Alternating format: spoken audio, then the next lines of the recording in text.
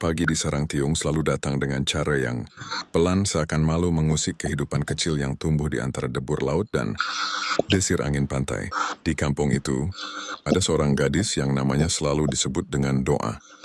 Bariah, orang-orang memanggilnya Aluh, sapaan manis yang seolah menggambarkan kelembutan wajahnya. Aluh bukan sekadar cantik.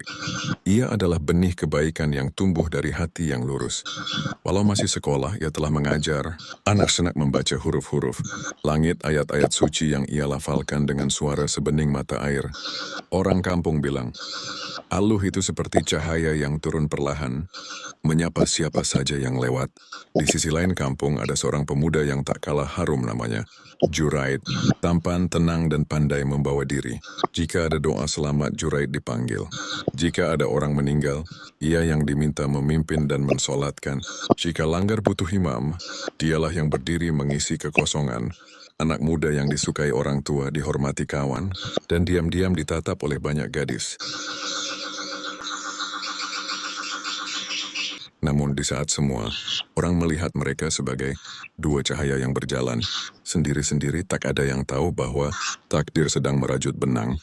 Pertama dari kisah panjang mereka. Pagi itu Embun masih betah menempel di rumput ketika Aluh berjalan ke sekolah bersama sahabatnya, Kaya. Mereka menapaki jalan kecil yang setengah berlumpur, sambil berbicara pelan tentang pelajaran yang akan mereka pelajari nanti. Tiba-tiba Kaya menghentikan langkah.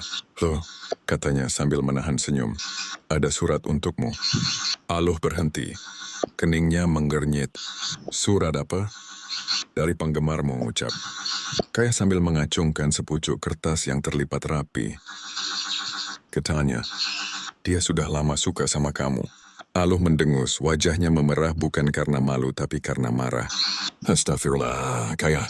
Aku ini pengajar ngaji. Pacaran, cinta, semua itu bunga setan yang penuh nafsu. Kaya. Siapa dia? Berani sekali. Ia mencabut surat itu dengan kasar. Tidak dibuka, tidak dibaca.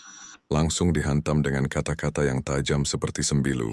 Laki-laki macam apa yang berani mengganggu aku begini? Memang tidak ada kerjaan lain? Tidak ada rasa malu. Kalau aku tahu siapa dia, aku bilangin langsung. Suruh dia simpan saja perasaannya itu. Tidak usah kirim-kirim surat segala. Kata-kata itu meluncur deras, seperti hujan yang jatuh tanpa ampun. Beberapa langkah di belakangnya, seorang pemuda berhenti. Kakinya seakan terpaku di tanah. Di tangannya masih ada buku yang tadi hendak ia titipkan pada temannya. Pemuda itu adalah Uji, nama panggilan Juraid sejak kecil. Dan surat yang baru saja dihina itu, dialah yang menulisnya semalam. Dengan hati yang berdebar dan harapan kecil yang ia timang-timang dengan rasa takut-takut. Uji tidak menduga bahwa kata-kata Aluh, yang bahkan tidak tahu siapa pengirimnya, justru menampar dadanya lebih keras daripada ombak yang menghantam karang. Ia hanya ingin jujur pada perasaannya. Ia hanya ingin mengatakan bahwa diam-diam, ia menyukai gadis yang selalu menunduk ketika lewat di depan langgar. Ia hanya ingin mencoba. Meski sedikit, namun pagi itu ia menerima jawabannya sebelum sempat bertanya. Dan dunia seolah menjadi lebih sunyi. Di jalan kecil yang penuh embun itu, dua hati berjalan menjauh dengan cara yang tak pernah mereka pikirkan.